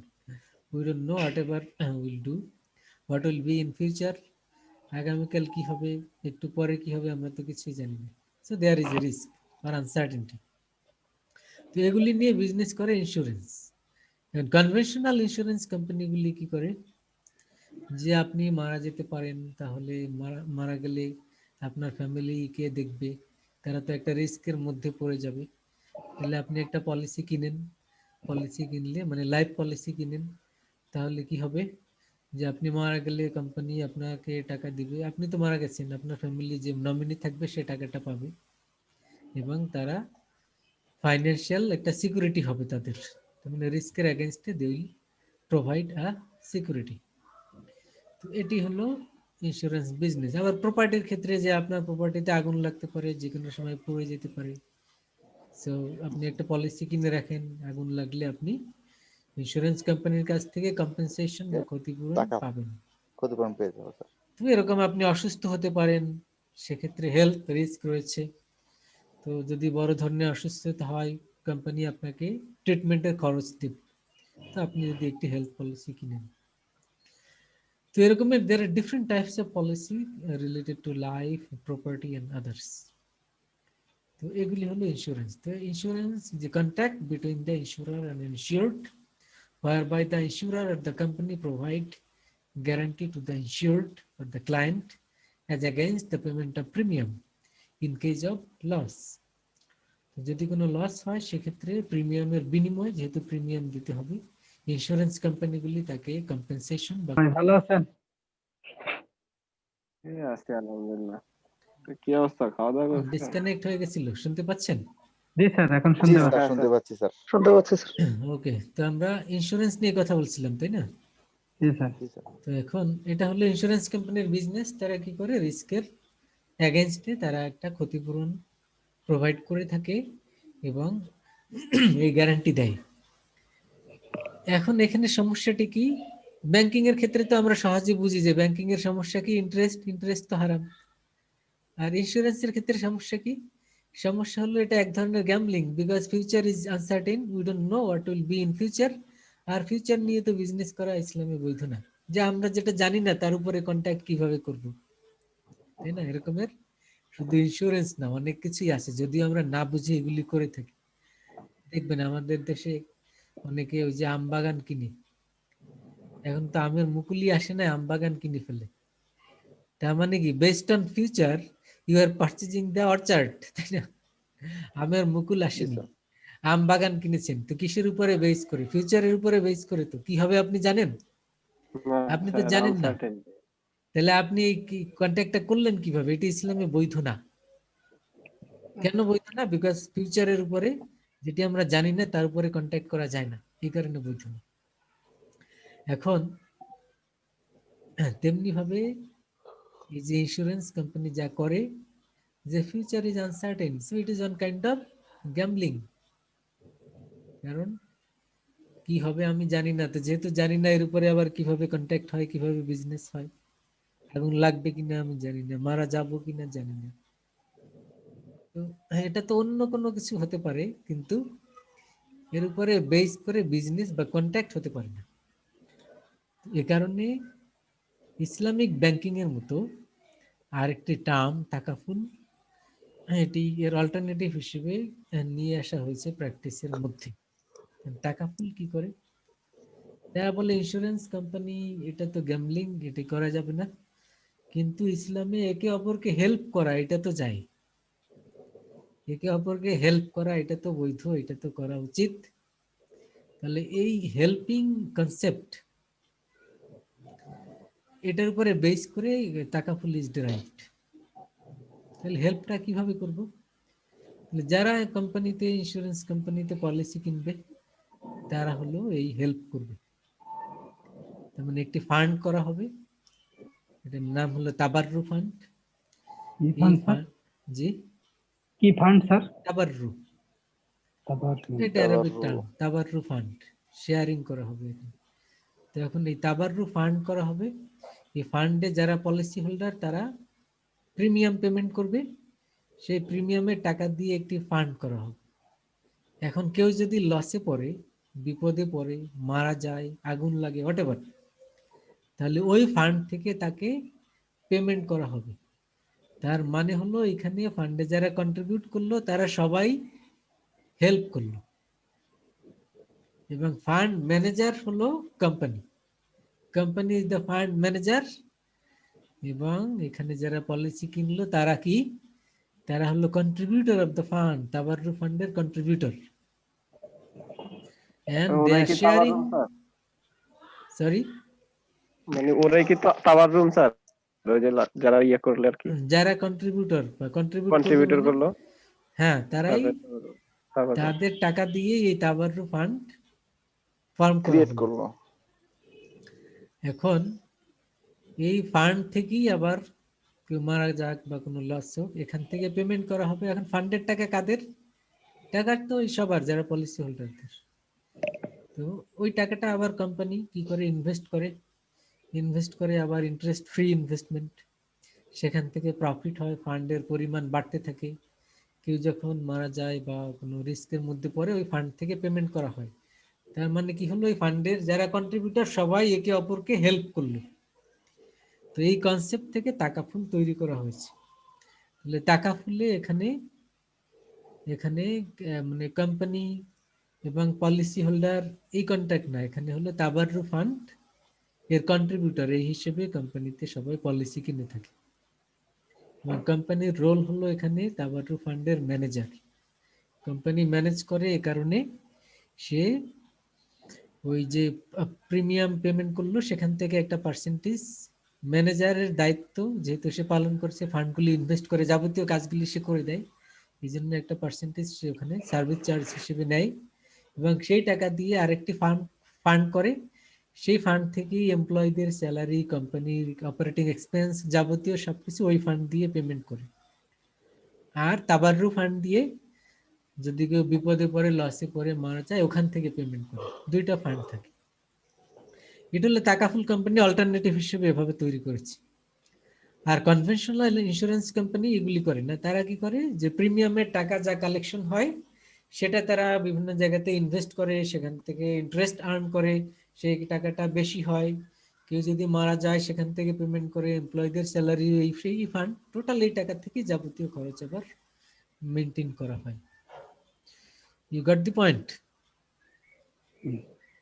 Yes sir. তাহলে conventional insurance and Islamic insurance আর টাকাফুল, সেটি আমাদের সোসাইটিতে রয়েছে। আমরা দেখতে পাচ্ছি এর বিজনেসের ডিফারেন্স বা ডিফারেন্স অফ মেকানিজম আমরা দেখে থাকি। এবং ইনভেস্টমেন্টের ক্ষেত্রে এই টাকাফুল কোম্পানিগুলি যে ফান্ড কালেক্ট করে, এটি আবার যখন ইনভেস্ট করে তখন তারা আবার যে মুদারাবা মডেল, এসব মডেলেই তারা আবার ইনভেস্টমেন্ট করে থাকে। তার মানে ইন্টারেস্ট ফ্রি যাতে ইনভেস্টমেন্ট হয় সেটিও তারা এনশিওর করে থাকে। স্যার আমাদের ইন্স্যুরেন্স কোম্পানিগুলোতে স্যার যে বেনিফিট যেগুলো হয় ওগুলো একটু বলবেন স্যার, মানে কোন কোন সাইড দিয়ে ওরা বেনিফিট গুলো পায় স্যার? আদার্স। ইন্স্যুরেন্স কোম্পানির বেনিফিট জি স্যার। মানে তারা লাভবান হয় কোত্থেকে সেটা? হ্যাঁ হ্যাঁ হ্যাঁ, মানে কোর ইন্স্যুরেন্স মানে কনভেনশনাল ইন্স্যুরেন্স কোম্পানির বেনিফিট হলো এই যে প্রিমিয়াম থেকে যে টাকাগুলি কালেক্ট করে। মনে করেন তাদের 100 জন ক্লায়েন্ট আছে, 100 জন ক্লায়েন্টের কাছ থেকে প্রতি মাসে প্রিমিয়াম কালেক্ট করে। প্রিমিয়াম কত? ফর এক্সাম্পল আমরা ধরলাম যে সবাই 1000 করে দেয়, তাহলে 100 জন কাস্টমার যদি 1000 করে দেয়, মাসে তার প্রিমিয়াম কালেকশন কত? 1 লাখ। 1 লাখ। 1 লাখ টাকা। তাহলে এরকম তো আরো বেশি কালেক্ট করে তারা। আরো বেশি। তো এখন এই টাকাটা সে কি করে, এই টাকাটা সে আবার বিভিন্ন জায়গাতে ইনভেস্ট করে। ইন্স্যুরেন্স কোম্পানি কনভেনশনাল যারা, তারা এখন তারাও লোন দিয়ে থাকে ব্যাংকের মতো, কিন্তু ব্যাংক যেমনি ব্যক্তি শ্রেণীকে লোন দেয়, ইন্স্যুরেন্স কোম্পানি শুধু বিজনেসে লোন দেয়, তারা কোনো ইন্ডিভিজুয়ালকে লোন দেয় না। লোন দেয় না। So they are investing in industry and business, and from their investment they are earning. বিভিন্ন জায়গাতে বিজনেসে, এসব জায়গাতে তারা লোন দেয় বা ইনভেস্ট করে, সেখান থেকে তারা আর্ন করে। এই যে বিভিন্ন আর্নিং হলো ইন্টারেস্ট আর্নিং, এটি হলো তাদের ইনকাম। এখন এই যে 100 জন ক্লায়েন্ট আমরা উদাহরণ হিসেবে ধরলাম, এটা সবগুলি যদি আপনার লাইফ পলিসি হয়, লাইফ পলিসি তো মৃত্যুর সাথে সম্পর্কিত, তো এটি তো নিশ্চিত করে বলা যায় যে 100 জন মানুষই মারা যাবে না, তাই না? মারা যাবে এটা তো আনসার্টেন, কিন্তু 100 জন যে মারা যাবে না, একসাথে না। একসাথে মারা যাবে না, এটা একসাথে যাবে না। আগে পরে আগে পরে। হ্যাঁ আগে পরে। তাহলে প্রতি বছর কতজন মারা যেতে পারে এটি কোম্পানি একটা এস্টিমেট করে, তাদের এইজ, তারপরে বিভিন্ন হেলথ, এগুলি ফ্যাক্টর, এগুলি চেক আপ করে। এবং অ্যাকর্ডিং টু দেয়ার এস্টিমেশন তারা কি করে, তারা এই এস্টিমেশন অনুযায়ী একটা ফান্ড রেডি করে রাখে যে আচ্ছা 100 জনের মধ্যে 10% যদি মারা যায় তাহলে কতজন? 10 জন মারা যাবে। তো 10 জনের মারা গেলে আমাদের হয়তো এদের ধরলাম 5 লাখ টাকা করে পলিসি, তাহলে 10 জনকে আমাদের দিতে হবে 50 লাখ টাকা, তাই না? 50 লাখ টাকা। তাহলে 50 লাখ টাকা সে এস্টিমেট করে যে বছর আমাদের হয়তো পলিসি মানি পেমেন্ট করতে হবে 50 লাখ। তো এরকমের একটি ফান্ড সে অ্যারেঞ্জ করে রাখে। এবং বছর শেষে দেখা গেল সে তার এস্টিমেশন অনুযায়ী কয়জন মারা গেল, এটি দেখা গেল প্লাস মাইনাস হয়, কখনো কম হয়, কখনো বেশি হয়। তখন ওই টাকাটা সে ওখান থেকে পেমেন্ট করে দেয়। কিন্তু ইন কেস যদি এই 10 জন না মরে 20 জন 30 জন হয়ে যায়, তখন কিন্তু তাহলে কোম্পানি একটা সর্বনাশ। বিপদের মধ্যে পড়ে যায়, বিকজ স্যার অনেকে তো স্যার তখন তারা ফান্ড ক্রাইসিসের মধ্যে পড়ে যায়। স্যার এরকম স্যার হয় না স্যার, অনেকে স্যার বলে স্যার এই যে ইন্স্যুরেন্সটা করছে এরপরে মারা গেছে, পরে আসলে শুনে যে মারাই যায় নাই, পরে এরকম হয় না স্যার? এটা এটা তো একটা প্রতারণা। তো এরকমের কেস হয়নি যে এরকম না এটা হয়েছে, প্রতারণা। কিন্তু এরকমের কেস যদি হয় সেক্ষেত্রে এবং সেটা যদি ধরা পড়ে, তাহলে ইন্স্যুরেন্স কোম্পানি টোটালি ডিনাই করে আর পেমেন্ট করে না। কারণ সেটি হলো তখন একবারে ডিনাই করবে? হ্যাঁ, ফুললি ডিনাই করবে, বিকজ প্রতারণার আশ্রয় নেওয়া হয়েছে। ওটি ইন্স্যুরেন্সের যে প্রিন্সিপাল রয়েছে, সেই প্রিন্সিপালের মধ্যে এগুলি আছে যে আটমোস্ট গুড ফেইথ, তার মানে আপনি কোন রকমের প্রতারণা করার সুযোগ প্রতারণা নাই, করতে পারবেন না। এবং স্যার কোনো আপনি আদার্স প্রফিটও করতে পারবেন না। যতটুকু ক্ষতি হয়েছে, এটিকে বলা হয় প্রিন্সিপাল অফ ইন্ডেমনিটি, যতটুকু ক্ষতি হয়েছে শুধু ততটুকুই নিতে পারবেন, বেশি নিতে পারবেন না। তো এরকম হলো, মনে করেন আপনার 10 লাখ টাকার প্রপার্টি আগুন লেগে পুড়ে গেল, এবং পুড়ে গিয়ে ক্ষতি হলো কত, 8 লাখ। কোম্পানি কিন্তু আপনার 10 লাখ টাকা পেমেন্ট করবে না, সে করবে 8 লাখ টাকা। এখন আপনি বললেন যে যেগুলি পুড়ে গেছে এগুলি তো আমি কেজি দরে বিক্রি করে দিয়েছি, এখান থেকে আমার 1 লাখ টাকা ইনকাম হয়েছে, তখন এই 1 লাখ টাকা কিন্তু কোম্পানি নিয়ে যাবে, কারণ আপনাকে তো ক্ষতিপূরণ দেওয়া হয়েছে 8 লাখ টাকা। কিন্তু ওই 1 লাখ টাকা আপনাকে প্রফিট করারও সুযোগ দিবে না, সে এটি নিয়ে যাবে। You got the point? তার মানে ইন্স্যুরেন্সের মাধ্যমে, এটি একটি মূল কথা যে ইন্স্যুরেন্সের মাধ্যমে কখনো প্রফিট করা যায় না, ইন্স্যুরেন্সের মাধ্যমে ক্ষতিপূরণ হয়। যতটুকু ক্ষতি হয়েছে exact amount will be compensated, and not more not less. আপনার যতটুকু হয়েছে ততটুকুই আপনি পাবেন, বেশি পাবেন না, কম পাবেন না। আর প্রতারণার তো সুযোগ নাই এখানে। আপনি যদি ইচ্ছা করে, স্যার আমাদের থেকে যতটুকু পরিমাণ টাকা নিবে ওইটা ওই সময় পরিমাণ টাকাই দেয় নাকি কিভাবে হিসাব করে, মানে কাউন্টটা কতটুকু দিবে না মনে দিবে? করেন আপনি 10 লাখ টাকার একটা পলিসি কিনলেন, ঠিক আছে? স্যার সাপোজ এখন আমাদের থেকে স্যার ইয়ারে 1050 টাকা করে নিচ্ছে, মানে ইন্স্যুরেন্সে এটা কাটতেছে আর কি কি। কি তো পলিসি? পলিসির নাম বলেন, এক এক ধরনের পলিসির এক এক ফর দ্য রকম। ইন্স্যুরেন্স, ফর দ্য ইন্স্যুরেন্স না না, আপনার নামে পলিসি এই কি যে পলিসি? এটা লাইফ পলিসি না পলিসিটা তো জেনারেল জানা নেই। পলিসি? এটা life policy sir. Life policy. Life policy, policy। Life policy হলে, লাইফ পলিসির আবার বিভিন্ন ক্যাটাগরি আছে, যে মৃত্যুর পরে, মানে হোল লাইফ পলিসি যেটি, হ্যাঁ মৃত্যুর পরে। হ্যাঁ হোল লাইফ মৃত্যুর পরে। পলিসি হলো মৃত্যুর পরে টাকা পাবে। তাহলে সেক্ষেত্রে প্রিমিয়াম কতদিন দিবেন এর আবার মেকানিজম আছে। কেউ কেউ আজীবন মৃত্যু পর্যন্ত প্রিমিয়াম দেয়, সেক্ষেত্রে প্রিমিয়ামের পরিমাণ মান্থলি কম আসে। আর কেউ কেউ বলে আমি যতদিন জব করব ততদিন প্রিমিয়াম দিব, রিটায়ারমেন্টে গেলে আর দিব না, সেক্ষেত্রে একটু বেশি প্রিমিয়াম ধার্য করে, এবং 60 ইয়ার্স এজ পর্যন্ত কোম্পানি প্রিমিয়াম নেয়, তারপরে যতদিন বেঁচে থাকে আর প্রিমিয়াম নেয় না, মারা গেলে টাকা দেয়। আর কেউ কেউ হয়তো একটা নির্দিষ্ট সময় বলে দেয় যে আমি আজকে পলিসি কিনলাম, আগামী 10 বছর প্রিমিয়াম দিব, এরপরে আর দিব না, কিন্তু মারা যাওয়ার পরে কোম্পানি টাকা দিবে। এরকম বিভিন্ন মেকানিজম রয়েছে। তো এখন কোন মেকানিজমের মধ্যে আপনি আছেন সেটা ডিপেন্ড করে। তো সেই অনুযায়ী আপনাকে মনে করেন যে 1050 বা যেটি বললেন এই টাকাটি নিচ্ছে সে, এটি নিতে নিতে আর সে কত টাকা দিবে সেটি তো বলা আছে। পলিসি মানি কত জানেন সেটি?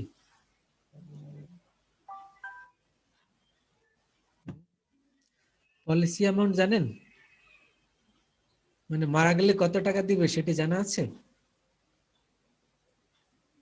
সাইমুদ্দিন,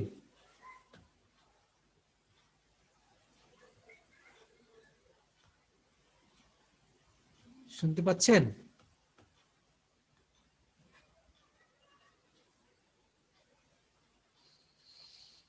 ব্যাংকে জিয়াউদ্দিন, জিয়াউদ্দিন সাইমুদ্দিন শুনতে পাচ্ছেন? হ্যাঁ স্যার শুনতে পাচ্ছি। স্যার শুনতে পাচ্ছি। হ্যাঁ, আমি বলছিলাম পলিসি মানে কি জানেন? হ্যাঁ স্যার মানে যতদিন চাকরি করবে ওটার উপর ডিপেন্ড করে মনে হয় স্যার। আচ্ছা, তাহলে সেক্ষেত্রে মানে যতদিন চাকরি করবে ততদিন প্রিমিয়াম দিবে, তাই না? এরকম তো।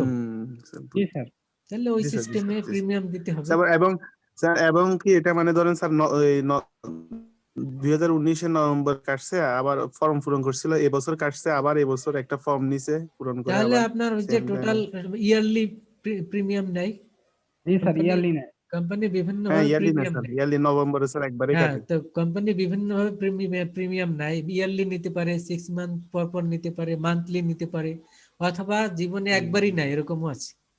লামসাম। ইয়ারলি আচ্ছা, মানে একবারই আপনি পলিসি কিনলেন, একবারই প্রিমিয়াম দিলেন, এরপরে যখন মারা যাবেন তখন টাকা পাবেন, এরকম আছে। তো ওখানে হয়তো আপনার ইয়ারলি প্রিমিয়াম নেয়, এখানে প্রতি বছর একবার কাটে, এবং পলিসি মানি হয়তো বলা আছে, জি স্যার। সেই অনুযায়ী পাবেন। এখন এমপ্লয়ীদের ক্ষেত্রে আবার আরেকটি পলিসি আছে, সেটিকে বলা হয় এমপ্লয়ার্স লায়াবিলিটি ইন্স্যুরেন্স।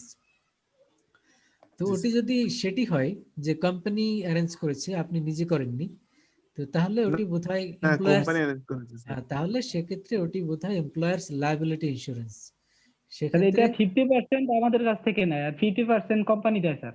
হ্যাঁ হ্যাঁ, তাহলে জি স্যার, ওটি, হ্যাঁ, ওটি আমাদের থেকে যত ওটি পরিমাণ বোধহয় নেয় সেই ওটি পরিমাণ লাইফ টাকা ব্যাংকও পলিসি না, দিচ্ছে। ওটি তাহলে মৃত্যুর সাথে সম্পর্কিত না, ওটি তাহলে এমপ্লয়ার্স লায়াবিলিটি ইন্স্যুরেন্স।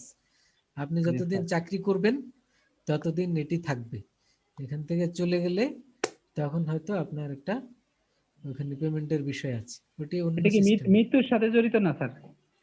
এখন এটি তো বললাম যে পলিসি কোন ধরনের, ওটি তো স্যার আপনি ওই শুনলাম এটা কাগজপত্র, না, ধরেন স্যার রোড অ্যাক্সিডেন্টে কাগজপত্র কিছু হয়েছে ওই টাইপসের। কাগজপত্র দেখলে বুঝবেন ওটি কি পলিসি, সেই অনুযায়ী ওটি এটা ফিচার গুলি এরকম থাকবে। আছে, যেমন কারো যদি হাত কাটা যায় হুম, সে এত পার্সেন্ট পাবে, কারো হুম। যদি চোখ নষ্ট হয়ে যায় সে 50% পাবে, এরকম আছে উল্লেখ স্যার। কেউ ওটা যদি ওটা মারা ও- যায় 100% পাবে। এটা হেলথ পলিসি অ্যাড করা আছে ওর সাথে, জি জি এটা হলো সম্ভবত। হেলথ পলিসি অ্যাড করা আছে, কারণ অ্যাক্সিডেন্টের পেমেন্টের নিয়মগুলি এরকম, যে অ্যাক্সিডেন্ট বলতে কি বোঝায়, যেগুলি বললেন আর কি, যে জি একটি জি হাত গেল বা দুইটি হাত গেল, একটা চোখ হ্যাঁ গেল, হ্যাঁ এবার একটা হাত বুঝতে গেল, পারছি। এগুলি হলো অ্যাক্সিডেন্টের বিভিন্ন ইন্স্যুরেন্সের রুলস আছে। তাহলে এটা যেহেতু বলছেন এগুলি হলো হেলথ ইন্স্যুরেন্সের কথা, ফিচার বললেন আপনি যেটি বললেন, জি জি জি তার স্যার। মানে ওটি লাইফ ইন্স্যুরেন্স হেলথ ইন্স্যুরেন্স মিলে একটা পলিসি হতে পারে আর কি। জি জি স্যার। তো যাই হোক, এই ট্র্যাডিশনাল বা কনভেনশনাল যে ইন্স্যুরেন্স গুলি তারা এভাবে করে থাকে। আর যেটি আমরা বললাম যে ইসলামিক ইন্স্যুরেন্স তাকাফুল কোম্পানি, তারা তাবাররু ফান্ডের মাধ্যমে তারা সেক্ষেত্রে তাবাররু ফান্ডের মাধ্যমে আপনি যে পলিসি কিনে হেল্প করে থাকেন, থাকে। যে পলিসি কিনে থাকেন ওই ফান্ড থেকে আপনি মেয়াদ শেষ হোক অথবা মারা যাক অথবা কোনো ক্ষতি হোক, ওই ফান্ড থেকেই তাকে আগে থেকে বলা থাকে কত টাকার পলিসি। আপনি যদি 10 লাখ টাকার পলিসি কিনেন সেই অনুযায়ী প্রিমিয়াম দিতে হবে। তো কেউ যদি 20 লাখ টাকার পলিসি কিনে তার হয়তো বেশি প্রিমিয়াম দিতে হবে। তো কেউ যদি 1 লাখ টাকার পলিসি কিনে কম প্রিমিয়াম দিতে হবে। তো সেই অনুযায়ী আবার সে ক্ষতিপূরণ বা কম্পেনসেশন পাবে, ওই ফান্ড থেকেই পাবে। তো এটি হলো তাকাফুল। তো আমরা এখানে এই কম্পারিজনটি করলাম এখানে, যে ইন্স্যুরেন্স ভার্সেস তাকাফুল। আর একটি বললাম প্রফিট ভার্সেস ইন্টারেস্ট। তো অনেকগুলি কম্পারিজনই আমরা করলাম ফাইন্যান্সিয়াল জি স্যার। ইনস্টিটিউশনের বিভিন্ন অ্যাসপেক্টে, এরকম বিভিন্ন অ্যাসপেক্টেই আমরা কম্পেয়ার করতে পারি। এখন যদি বুঝে থাকেন আর না বুঝলে বলেন, কমেন্ট থাকলে বলেন, কোশ্চেন থাকলেও বলতে পারেন। না, না স্যার, আলহামদুলিল্লাহ বুঝছি। সবাই কি একটা শুনতে কোশ্চেন ছিল পাচ্ছেন? স্যার। নুরুল হুদা, আপনি জয়েন করেছেন? স্যার একটা কার জানি কোশ্চেন ছিল মনে হয়। বলেন বলেন। স্যার আমি এই একটা কোশ্চেন করতে চাইছিলাম, সেটা হচ্ছে জি। স্যার এই স্যার আগুনে বিনষ্ট পণ্যের জন্য যেটা করে স্যার ফায়ার ইন্স্যুরেন্স, হুম। তো সেটার ক্ষেত্রে কি প্রতি মান্থলি প্রিমিয়াম দেওয়া লাগে স্যার? ফায়ার ইন্স্যুরেন্সের ক্ষেত্রে আপনার এটা কত দিনের জন্য কিনেছেন সেটি আগে, ম্যাচুরিটি আগে ডিফাইন করতে হয়। নর্মালি 1 বছরের জন্য কিনে 1 বছর পরে আবার রিনিউ করে, এরকমের করে। ধরুন 1 বছরের জন্য আপনি কিনলেন, মনে করেন আপনার একটি ওয়্যার হাউস আছে, গোডাউন আছে, এখানে জি স্যার। আপনার মনে করেন 20 লাখ টাকার গুডস আছে। এখন তো এখানে আগুন লাগতে পারে, আপনি একটি ফায়ার পলিসি কিনলেন। তো এখন কত টাকার পলিসি কিনবেন, আপনি চিন্তা করলেন যে অন অ্যাভারেজ এই গোডাউনে 20 লাখ টাকার গুডস থাকে, তাহলে 20 লাখ টাকার জন্য কিনলেন এবং 1 বছরের জন্য কিনলেন। জি তার স্যার। মানে এই 1 বছরের টাইমটা বলা থাকে যে কখন থেকে শুরু, কখন শেষ, কখন। তো এই সময়ের মধ্যে আপনি প্রিমিয়াম কতবারে দিবেন সেটি কোম্পানির সাথে আপনার এগ্রিমেন্ট থাকে, একবারে দিতে পারেন, মান্থলি দিতে পারেন, 6 মাস পর পর দিতে পারেন। তো সেই অনুযায়ী আপনি একটা অ্যামাউন্ট প্রিমিয়াম দিলেন এবং এই 1 বছরের কোম্পানি আপনাকে প্রোটেকশন দিল। এর মধ্যে যদি কোনো আগুন লাগে কোম্পানি আপনাকে প্রোটেকশন দিবে, মানে কম্পেনসেশন দিবে। আর আগুন যদি না লাগে তাহলে তো আপনি কিছুই পাবেন না। তো এই যে টাকা প্রিমিয়াম দিছে এটাও পাবো না? না, এটা পাবেন কেন? এটা তো আপনার প্রোটেকশনের জন্য সে। ভাই আগুন লাগতে হবে, আগুন লাগলে দিব। এটা কোনো কথা হইলো স্যার? এটা তো পুরো টাকাই এটা দিয়ে দেওয়া একটা দরকার। ওয়ান কাইন্ড অফ সপ্তাহে আগুন লাগতে দিব। গ্যাম্বলিং, এটাই তো জুয়া আর কি। এটাই তো আমরা বললাম যে এটি অন কাইন্ড অফ গ্যাম্বলিং, এ কারণে বিকজ আগুন না লাগলে, আগুন লাগবে কিনা এটা পুরোটাই তো আনসার্টেনটি। জি স্যার। আনসার্টেনটির উপরে বেস করে কন্ট্যাক্ট করা হয়েছে। এবং এটি এটি আপনি বিজনেসের ক্ষেত্রে আপনাকে চিন্তা করতে হবে যে আমি এই এত টাকা প্রিমিয়াম খরচ করে আমি 20 লাখ টাকাকে সেভ করলাম, বুঝছেন? আপনি এটা ওইভাবে চিন্তা করবেন। স্যার আমাদের ওই আমি নাসা গ্রুপে আছি তো স্যার, আমাদের আচ্ছা। প্রত্যেকটা ফ্যাক্টরির এগেইনস্টে স্যার এই ফায়ার ইন্স্যুরেন্স আছে প্রত্যেকটা বিল্ডিং। থাকতেই হবে। অনেক অনেক টাকা স্যার দেখলাম। তা আমি তো চিন্তা করে এখন যেটা বুঝলাম যে স্যার, যে 1 টাকাও তো কোম্পানি পাবে না, শুধু শুধু টাকাগুলো দিতেছে যদি আগুন না লাগে। আগুন লাগলে যে তার কোটি কোটি টাকা লস হবে সেটা সেভ করার জন্যই তো সেই টাকাগুলি খরচ করবে। জি জি স্যার, জি সেটাই। স্যার। এবং এবং এটা আপনি হয়তো বাইরে থেকে মনে করছেন এত টাকা খরচ করতেছে, হিসেবে কিন্তু ওইটা খরচ ওইভাবে না। কারণ হলো সে যখন ইনকাম স্টেটমেন্ট তৈরি করে তখন জি স্যার। বিজনেসের অপারেশনাল খরচের সাথে এটা নন অপারেশনাল খরচও ওখানে ইনক্লুড করে। জি স্যার মানে ওখানে টোটাল দেখা টোটাল রেভিনিউ থেকে এই খরচটাকে সে বাদ দিয়ে দেখায়, বাদ তাহলে দেয়। নেট প্রফিটের মধ্যে কিন্তু ওই খরচটা বাদ দিয়ে দেখানো আছে। বাদ পড়ে যায় স্যার। জি, ওটি বাদ দিয়েই তারপরে কোম্পানি প্রফিট ক্যালকুলেট করে। এই কারণে ওটার ইম্প্যাক্ট পড়ে না তার প্রফিটের উপরে। আর কেউ যদি মনে করে আমি পলিসি কিনবো না, আমার এত টাকা সেভ হবে, করতে পারে। সেক্ষেত্রে আবার আগুন লাগলে তো তার এত টাকা বিশাল অ্যামাউন্টের ক্ষতি হয়ে গেল। ক্ষতি হবে জি। স্যার। কিন্তু বড় বড় ফ্যাক্টরি, বড় বড় ইন্ডাস্ট্রির ক্ষেত্রে আবার ইয়ে আছে কি, গভর্নমেন্টের রুলস আছে যে আপনার ফায়ার জি, স্যার। পলিসি থাকতে হবে। থাকতে হবে স্যার। এটা স্যার ইয়াতে বায়ার থেকে নমিনেট যখন বাইরে দেওয়া থেকে হয় স্যার তখন নমিনেট করে দেয়। কোন কন্ডিশন দিয়ে দেয় স্যার ফায়ার এটাকে কমপ্লায়েন্স বলে, যে আপনি কমপ্লায়েন্স, হ্যাঁ হ্যাঁ হ্যাঁ স্যার। কমপ্লায়েন্স আছে কিনা এটা তারা চেক করে দেখবে। এটা এনভায়রনমেন্টাল কমপ্লায়েন্স বা এই যে পলিসি সবগুলি তারা এগুলি চেক আপ করে দেখে এগুলি আছে কিনা, না হলে তো আর আপনার সাথে বিজনেস করবে না সে। জি স্যার। এই কারণে সবাই বাধ্য হয়, কেউ যদি নিজে নাও চায় তারপরও সে এগুলি করতে বাধ্য হয়। বাধ্য হয়। জি স্যার। তো থ্যাংক আর ইউ স্যার, কারো, বুঝতে পারছি। না স্যার, এভরিথিং ইজ ক্লিয়ার। তো আমরা কিছু বিষয় কম্পেয়ার করলাম। এগুলি তো অনেক বিশদ আলোচনা, এগুলি তো আর একটা ক্লাস দুইটা ক্লাসের আলোচনা না। তো আমরা যেগুলি এই কোর্সের সাথে রিলেভেন্ট ওরকমের কিছু বিষয় আলোচনা। জি চান স্যার স্যার। লাইফ ইন্স্যুরেন্সের যে জিনিসগুলো আমি টাকাটা জমা রাখবো স্যার, যদি কোনো সময় মানে এমন একটা ইমার্জেন্সি সময় আসছে যখন আমার টাকাটা খুব বেশি দরকার, মানে কোনো সোর্স নাই যে আমি টাকাটা ব্যাকআপ পাবো, মানে ওই অবস্থায় চাইতেছি স্যার আমি তখন মারা যায় নাই, তো তো স্যার তখন আমি চাইলাম যে স্যার টাকাটা আমি ওখান থেকে যে কোনো ভাবে বের করবো স্যার, এরকম কি কোনো সিস্টেম আছে স্যার? জি না আমার এরকম সিস্টেম আছে, এটাকে বলে পলিসি সারেন্ডার। ওই যে আপনি ব্যাংকের ক্ষেত্রে আপনি সহজে বুঝবেন, কেউ যদি ডিপিএস করে 5 বছরের, 1 বছর পর ডিপিএস ভেঙে ফেলে, তাইলে কি হয়?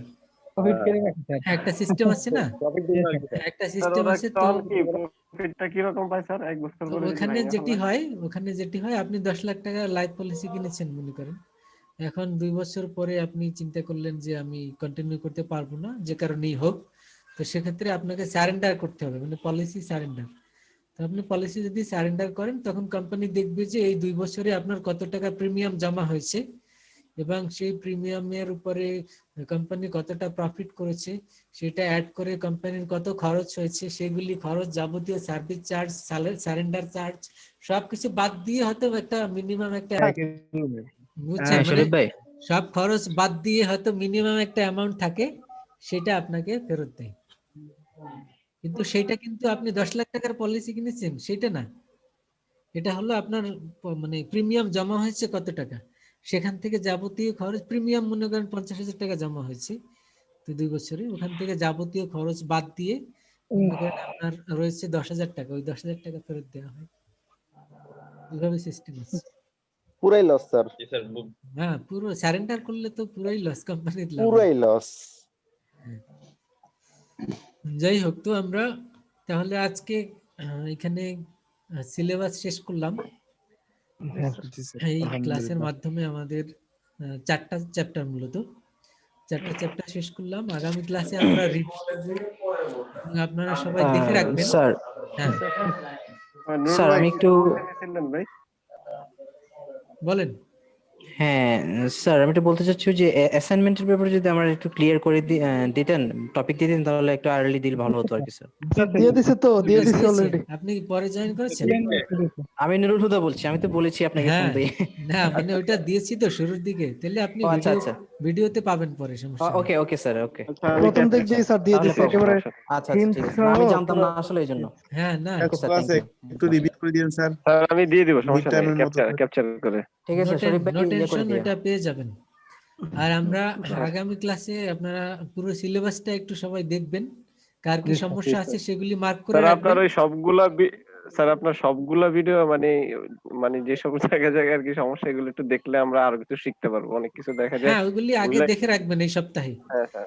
এক সপ্তাহ ধরে সময় করে, দিনে তো হয়তো অফিসে বিজি থাকেন, রাত্রিবেলা একটু শুয়ে শুয়েও তো দেখতে পারেন। তো জি স্যার। জি, দেখে দেখে একটু ওগুলি মার্ক করে রাখবেন, যেগুলি সমস্যা, যেগুলি বুঝেননি পরীক্ষাতে আসবে।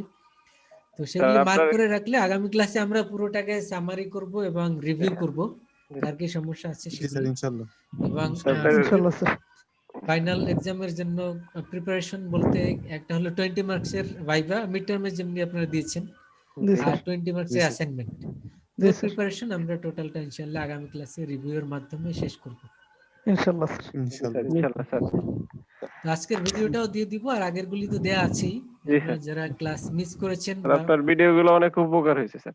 হ্যাঁ অনেক ইনশাআল্লাহ। স্যার, অনেক স্যার। আপনার ক্লাসটা হচ্ছে one of the best sir. Sir এটা যদি স্যার অন্যান্য সবগুলো ক্লাসে কিন্তু স্যার রেকর্ডিং দেয় না স্যার। দেয় না স্যার, শুধু আপনি সাবজেক্ট যদি রেকর্ডিং দেয়া কিছু রিস্কও আছে, সেই রিস্ক নিয়েই আমি দিচ্ছি, কারণ স্যার আমার আমি কথাগুলি বাইরে তো যে কেউ শুনে।